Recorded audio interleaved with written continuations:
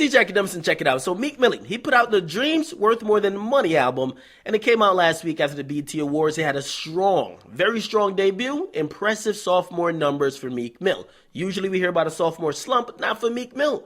Now, he did have the #1 album in the entire country, but not only that, and this is what's making news, he is actually the #1 artist on the Billboard Artist chart. You probably never heard of that chart, right?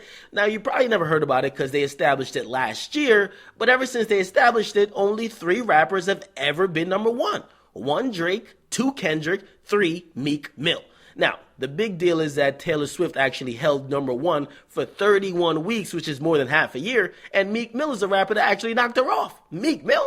Now, here's the thing, because if you're wondering what the chart actually gauges, it gauges overall popularity of an artist, which means album sales, single sales, radio airplay, streaming, and also social media interaction. Apparently, it's a big deal. They're going to start looking at this chart going forward more than other charts because, of course, sales is kind of declining.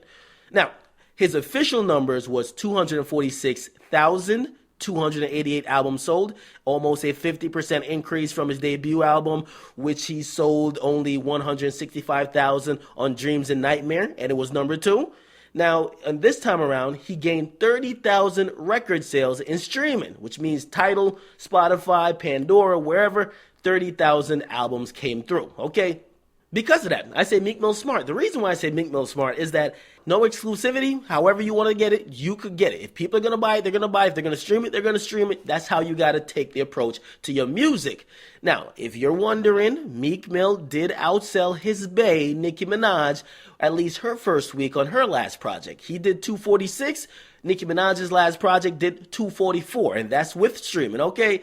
Now, people are asking, like, why the hell did Meek Mill sell that much? If you don't know, Meek Mill exceeded my expectation by 100,000. Why did he sell this much? And by the way, I'm glad that he did. I love when artists exceed what I predicted, not go under, because I got to clown you when you go under.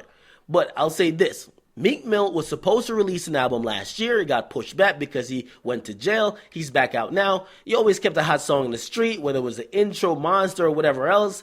And basically, following along with a high-profile relationship that definitely gave him more exposure, it basically added on to people who were intrigued in him and also who demanded his album to buy it.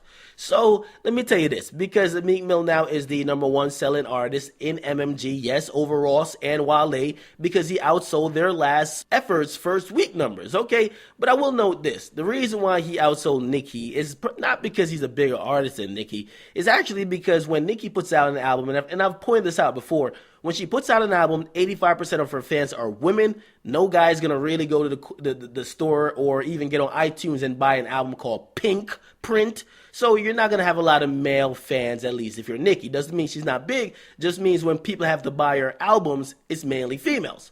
However, enough sales talk. Let's get straight to the album quality. It was 14 tracks. To me, it was an overall growth and development, a more concerted effort to make commercial songs. But it's kind of like polishing off of gold grills, man. Like, Meek Mill is still there. He's still that dirty nigga with nappy braids from Philly. And you could hear it through these tracks, even though some of these tracks, they seem more contrived. Now, we'll get into it track by track. The first track is Lord Knows. I'm not gonna lie, we're spoiled, okay? We're expecting an intro or intro part 2. This was kind of different, a cinematic drill sounding intro. It was different, but Meek was still spitting and very aggressively too. But it was more like Meek Mill was in like a movie theater spitting over the goddamn soundtrack to a movie. It was kind of a little bit random because it was like a little bit movie type or cinematic type beat. But he still came correct, okay? Now, you will also get the early feeling that most of these tracks were recorded after he went to jail because he's rapping about his experiences in jail and also him being denied bail and also him dealing with the legal system. Now, track 2, it's a track featuring Swiss Beats and Jeremiah, and I'm not going to lie, this was interesting. I saw Swiss Beats' name on the track, and initially, I started judging him. I'm like, are we about to get a bunch of bells and whistles and fucking tambourines and triangles being randomly played? Except it wasn't produced by Swiss Beats. It was actually produced by Bangladesh. And Meek Mill definitely rapped about a couple things that he knows how to rap about the best, and it's money, right? It felt like a cut that could be made or used for a commercial, for like a Reebok or a Puma commercial. And if you guys don't know, both Meek Mill and Swiss Beats, they're with both brands. But it was definitely a cool track. But we go to track 3, and it's called Jump Out the Face. It has a Future Vandross feature. And you can't go wrong with this stimulus package. It's dope. Now it sounds, and you'll hear this, you'll hear me echo this a couple of times, but it sounds like a Future joint, and Meek Mill's given a feature on his own goddamn song. Now Meek Mill did say in a couple of interviews that no matter the song or what it sounds like, he came up with the ideas. Maybe he did, but he definitely went and fetched some songs to suit the other person he was working with. This definitely sounds directly out of the trap bando from Future Vandross. Okay, definitely one of the dopest joints on the album, and I definitely see it being a club banger real soon. Love it. Okay, now number 4 is a track called All Eyes on You featuring Chris Brown, Nicki Minaj. Now this is clearly a more commercial sounding track by design, not accident. Basically, we might as well have heard like, and another one, DJ Khaled. Okay, we might have heard all of that on the goddamn track because it's generic, but not because it's generic means it's garbage. It's just kind of formulaic and you know what was going to come. As soon as you heard Chris Brown and that particular sounding beat, it's almost like Take It to the Head Part 2. We knew what it was. But Meek Mill and Nicki Minaj, they tried their best to make it personal, like they were rapping to each other, which is a reason I do fuck with it, but I'm not in love with it because it sounds generic. I'm not into generic shit, okay? Now, track 5, The Trillist. And these are the songs from Meek that I actually enjoy on the album. I love introspective songs. When I get into liking a material from an artist, I want to know about your life, man. I want to know where you kind of came from, right? I mean, I could hear about you turning up in a club and what you whipping and the chickens you're cooking up, but goddamn it, nigga, could I know where you came from? I know you're getting money now, but you weren't always getting money. Now, if you realize that for fans, music signifies mood and thought. And Meek Mill here is rapping about decisions he made in his life. He's talking about he's living a life.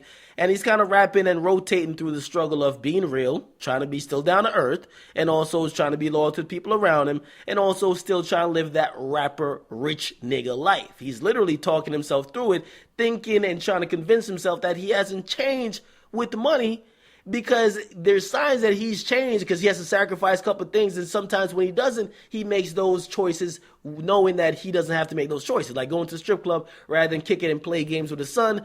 But he's kind of trying to convince himself that, yo, listen, this is what comes with it. I'm the trillist, okay? He tries to justify it by saying also, we've been so broke for so long, I gotta live this life, okay?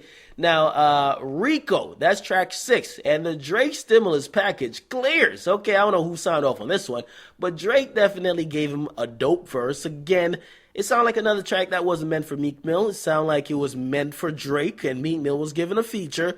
But you got to give credit to Meek. If Meek says he's coming up with all these ideas, presenting these songs or ideas for songs to these artists, and they came out sounding like this, number one, he knows how to get into good chemistry with everybody else, but he knows also how to fit on any track, because he wrote out on the Jump Out My Face track, and he wrote out on this Rico track as well. So I give him credit. I love this track too. This track is probably one of the best tracks on the album. Now, track 7 is called I Got the Juice.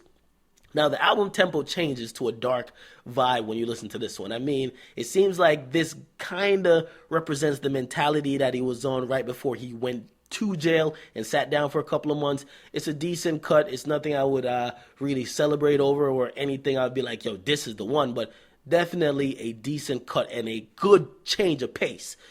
Now, track 8 is more dark music from Meek Mill. As I said, he's changing the mood of the album with the last 2 tracks. And he's playing off the Pac classic song, Ambitions as a Rider. He raps about jail time. He raps about the parts that ain't pretty, man. And that's the reason why I kind of like Meek. Like, he gives you the vivid look into what his life is like, whether he's telling a story or whether he's telling you just about where he grew up. Now, he rapped a line like, yo, ever had to wash out your drawers in the same place that you shit? I mean, he raps about doing licks and also doing time. And you got to respect it. Somebody that gives both sides, like, yeah, I could rap about me and my homies going through and riding up on the ops or whatever, but we then got to come back around and say, hey, we're locked in the cell now. Let's talk about how life is in here. So I'll give him credit for this track. Actually, I really enjoy this track. And we'll go on to track 9. Now, track 9 is Pulling Up, featuring The Weeknd, but really should have been featuring Meek. The Weeknd delivers. I mean, when does this guy not? I mean, this is the third track that kind of sounds like Meek Mill's a feature instead of the main course.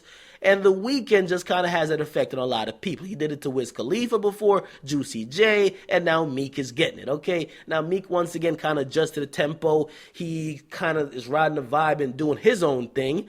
And while being a good song, I'll say the memorable parts of this song is definitely The Weeknd. Okay, now Meek Mill definitely laid out the plot. If you guys don't understand or listen to what he's rapping about, he basically rapped out the whole plot and plan of how he was going to snatch Nicki Minaj from Safari. It's kind of fucked up, but that's what it is, okay? He's basically saying, listen, when you chill with a nigga and then you snatch that nigga's girl, yes, that's why the new term for that is Meek Millin' that nigga, okay?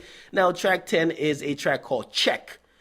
Now, this song was weird because I looked at the production credits. I thought it was Jaleel Beats. It kind of sounded like his signature style, but it was actually produced, at least it's credited to, Metro Boomin and Southside. But it feels like it's like Burn or House Party or even Monster. But it's definitely a street track. It's definitely going to have its run, and I love it. Okay, track 11 is a track called Been That. It's basically So Sophisticated Part 2, a decent joint. But with Rick Ross and Meek Mill, both of them getting together on a track nowadays can't sound this formulaic, or not even formulaic, but we can't expect to know what's going to happen, right? We can't be like, oh, they're going to do this. You guys got to come a little bit different. Both of you guys are dope artists, but you guys can't be trying to rehash your old hits. So this one is cool track, but to me, I think it's kind of forgettable. Okay, now we'll go on to track 12, and that's Bad For You, again featuring Nicki Minaj. This is another attempt at a commercial single.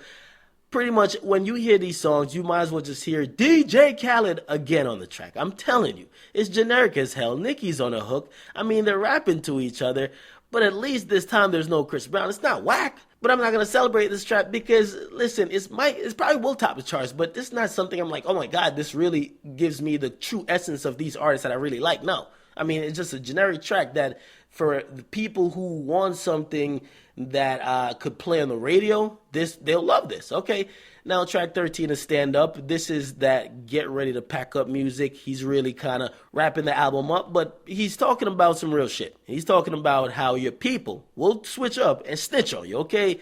If you do the crime, you got to be willing to do the time, and this is a decent album cut here. I mean, he rapped a line about, yo, hope you man up and don't give the fam up, okay? We know that's not happening. Niggas is snitching at 1,000,000 miles per hour. But we'll go on to the last track, and that's called Cold Hearted with Diddy. And Diddy gave a monologue at the end. I mean, I will say I love this track. I didn't like the auto-tune that was used on the track, but I like the track in general, the premise of it, because these are the type of songs I like from Meek Mill. It kind of reminded me of Tony's Story, and also it kind of rides out like a tale that's kind of inviting Meek Mill to the next chapter of his life with more money, more success, but we don't know at what cost. And what Diddy's kind of trying to explain is that, listen, there's some cost to this shit, okay? I mean, we already had him rapping on this album about the changes he's been through or he's trying to fight while he's kind of getting it and living that life. But when you see that next level, you got to give up even more. Is he willing to go there? We'll see, I guess, on the next album, or see just his growth in general. So that's pretty much all the tracks that are on the album. Overall, I sense a lot of growth from Meek Mill, and if you're a Meek Mill fan from like 2009, you probably feel a little bit robbed of like some joints, like you felt like you could have a little bit more street joints in there. I mean, some joints were a little bit too over-commercialized, generic, as I said, especially the ones with Nicki Minaj, but that's him trying to make a more balanced album. To me, this was a way more balanced album than his first album. If I had to give this album a rating, I would probably say this is about a 4.25 out of 5, and it's approaching B+. I'm not sure if it's quite there yet. If you want to consider anything above an 85, B+, it's a B+, okay? But it's right there on the board of being a B+. It's not A material, but it's definitely a little bit better than B. Okay, so in the comments, what do you guys think? What do you guys feel about this particular album? We talked about the sales. Did that shock you? We talked about the tracks. Did you agree with me, or do you not? Give your review. Let me know what tracks you felt, which tracks you did not feel. And actually, before I even get out of here, I'll give you 5 tracks that you should definitely check out that could give you an overall perspective of this particular album. Doesn't mean they're the 5 best, but if you want 5 tracks to sum it all up in, These are the tracks you should be listening to. Listen to Check, listen to Rico, listen to Jump Out the Face, and also Cold Hearted, but also listen to the Trillist. Okay, so those are the tracks. Make sure you guys check it out. Definitely hit the like button. Make sure you guys subscribe if you haven't. And also follow me on social media at I'm Akademiks on Twitter and on Instagram. It's your boy, the Akademiks, man. I'm out.